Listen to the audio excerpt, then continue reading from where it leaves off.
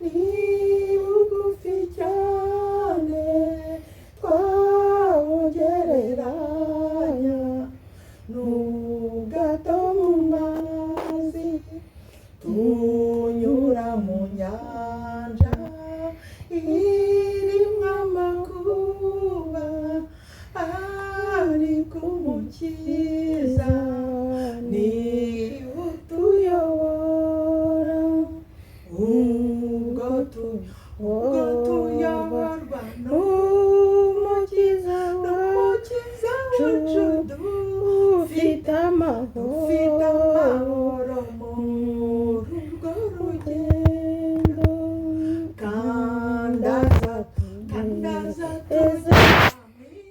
ijuru amahoro ntabwo tuzongera kwibuka urugendo. Haleluya. Igitero cya kabiri nacyo kiravuga ngo haleluya, ngo tunyura mu mbeho mu nyanja nyinshi mu muyaga mwinshi, ariko ngo ijambo ry'Imana ritubera umucyo. Ubwoba n'amakuba muri ubwo bwato bizibagirana mu ijuru kwa Yesu. Imana yacu tugire neza.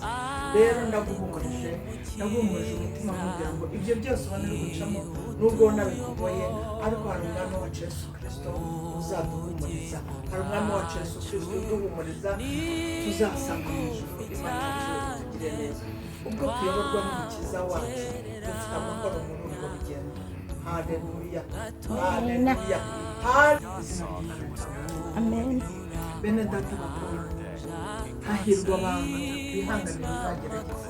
Ibigeragezo ni byinshi, ufite ibigeragezo byawe nanjye byanjye, ariko ijambo ry'Imana ritubwira ngo ibyo byose nubwo bimeze gutyo nubyihanganira uzambikwa ikamba. Haleluya, iry'Imana yasezeranije abayitinya.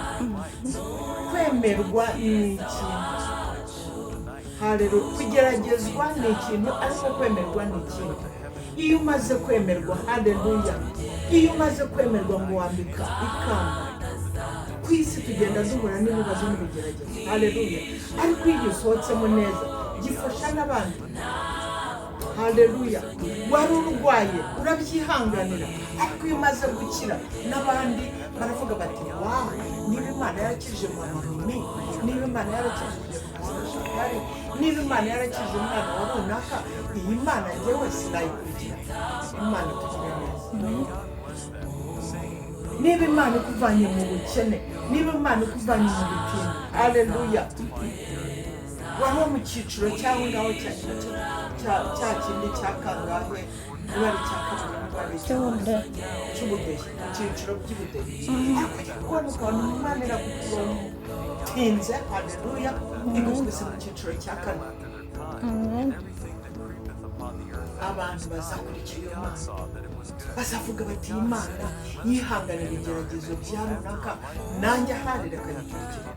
Imana itugire neza. Rero ndajya mu mbwira nanjye nirabwira mweke bikomeze twihangane kuko kumwisho ala fe. Haleluya, ala fe kamba Imana sezeranyije ayikunda zimana kamutima. Siko bizahora. Ijambo ry'Imana riravuga ngo ahari kurira kwa ariko bwacya mu gitondo abantu bazakurikiza nk'ababishaka, ariko uriya ntawe abandi batiwe, abandi batisiwe, atari ko arasa nawe. Imana itugire neza. Niko twabonye na wa muntu wari warafite ubumuga bw'ibirenge, yazamutse mu rusengero yitereje arashima, ngo baramureba ngo bambona arasa nawe, baramenya ko ari wa wundi wahoraga yicaye ku rurembo rw'urusengero rwitwa Rwiza, ngo ahimbazanya na ba Petero na Yohana. Haleluya, ngo nabo bitereje bahimbaza. Ndagira ngo nkubwire ngo hari umunsi abantu bazafatanya nawe guhimbaza Imana, babonye icyo Imana ikoreye. Imana yacu ishimwe cyane. Rero karakagaruka, ndagira ngo nkubwire ngo twihangane. Iri jambo ryo muri Yakobo naho haravuga ngo bene data, n'igiciro nimugubwa gituma n'ibibagerageza. Kugubwa gituma ni ikintu cyiza, kikaba uriho muri sikoma. utabishaka kikakugwaho ukabona kirakugwira igiciro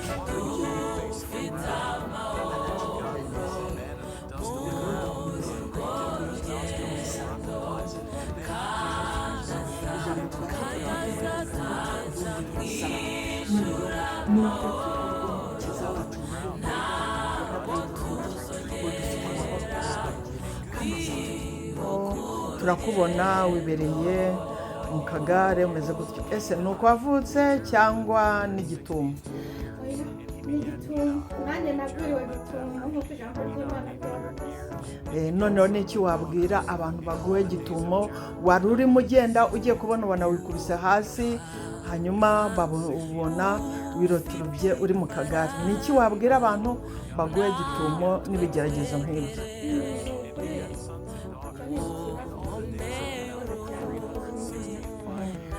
inama nagira abantu baguwe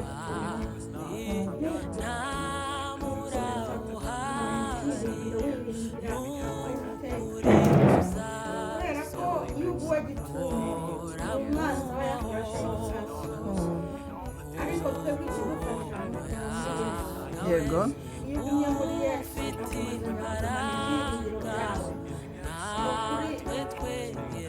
n'ibigeragezo bisohokamo.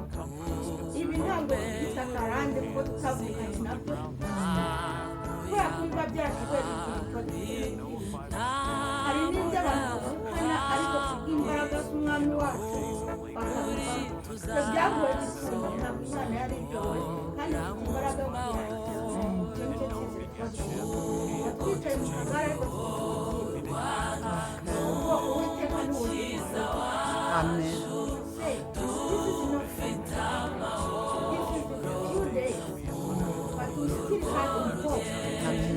Amen. We know every strength God knows. Because we know who we fight. We have a creator who cares. That's why we are scared. Amen. Therefore, he didn't care for us, but God cared for them. So that's why we to one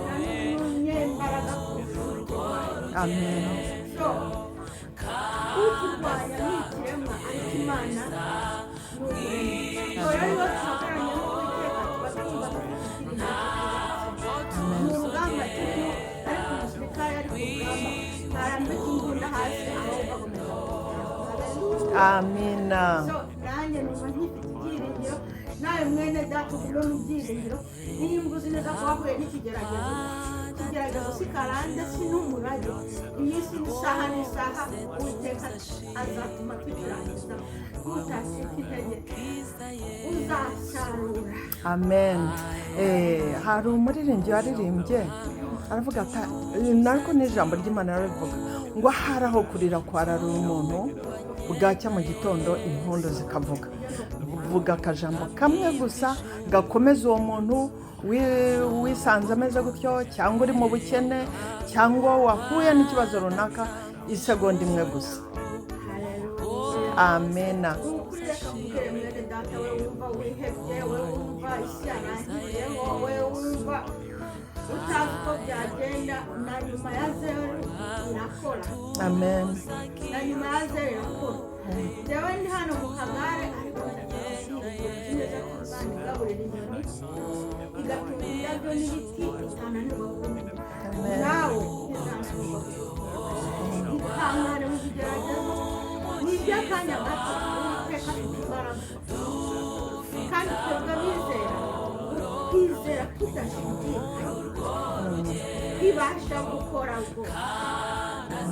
Umukozi w'Imana Daniel yaravuze ngo ntabwo nakora izo Imana yacu.